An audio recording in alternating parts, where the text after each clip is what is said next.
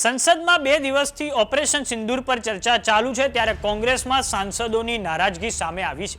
કોંગ્રેસના જે સાંસદો લોકસભામાં ઓપરેશન સિંદૂર પર ચર્ચામાં ભાગ લેવાના છે તેમાં મનીષ તિવારી અને શશી થરૂરના નામ તે લિસ્ટમાં નથી।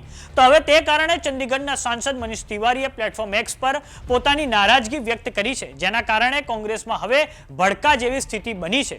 તો આવો જાણીએ શું છે સમાચાર। નમસ્કાર, જમાવટ સાથે હું છું પાર્થ।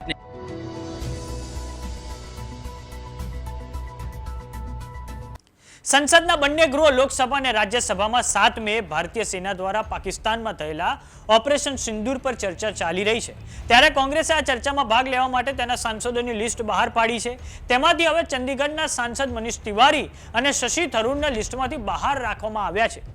તેનું એક કારણ એ પણ સામે આવ્યું છે કે ભારત સરકાર દ્વારા જે ડેલિગેશન ઓપરેશન સિંદૂર પછી પાકિસ્તાનને ઉગાડું પાડવા વિદેશ મોકલવામાં આવ્યા હતા તેનો ભાગ મનીષ તિવારી, શશી થરૂર અને અમરસિંહ હતા, પરંતુ હવે કોંગ્રેસે આ ત્રણેય સાંસદોને લોકસભામાં ઓપરેશન સિંદૂર પર ચર્ચા કરવા માટે સ્પીકરની યાદીમાં એડ નથી કર્યા। તો હવે આ બાબતે ચંદીગઢના કોંગ્રેસના સાંસદ મનીષ તિવારીએ પ્લેટફોર્મ એક્સ પર ટ્વીટ કરીને લખ્યું છે કે હે પ્રીત જहां की रीत सदा मैं गीत वहां के गाता हूं, भारत का रहने वाला हूं, भारत की बात सुनाता हूं। सांसद मनीष तिवारीએ સાથે જ ખાનગી સમાચાર સંસ્થાના આર્ટિકલને પણ પોસ્ટ કર્યો છે, જેમાં લખવામાં આવ્યું છે કે કોંગ્રેસ શશી થરૂર અને મનીષ તિવારીને ઓપરેશન સિંદૂર પરની ચર્ચા જે ચાલી રહી છે તેમાંથી બહાર રાખ્યા છે।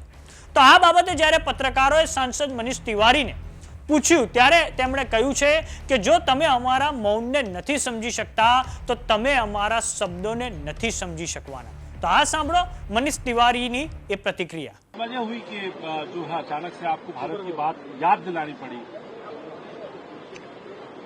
ऐसा अंग्रेजी में कहावत है, if you don't understand my silences you will never understand my words.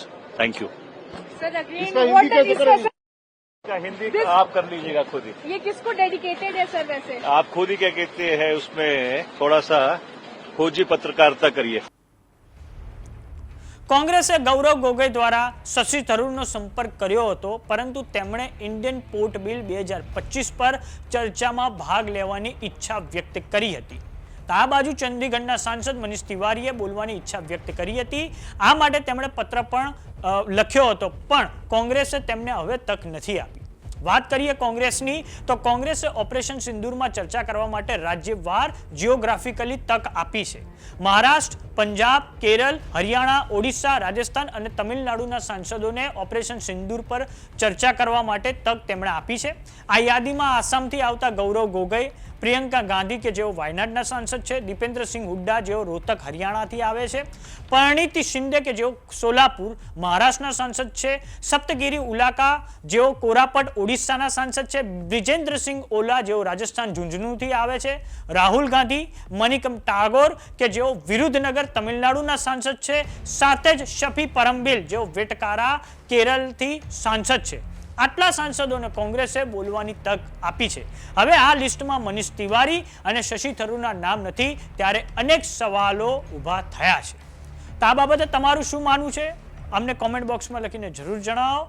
જો તમે અમને યુટ્યુબ પર જોઈ રહ્યા તો સબસ્ક્રાઇબ કરો, જો તમે અમને ઇન્સ્ટાગ્રામ અને ફેસબુક પર જોઈ રહ્યા તો ફોલો કરો। નમસ્કાર।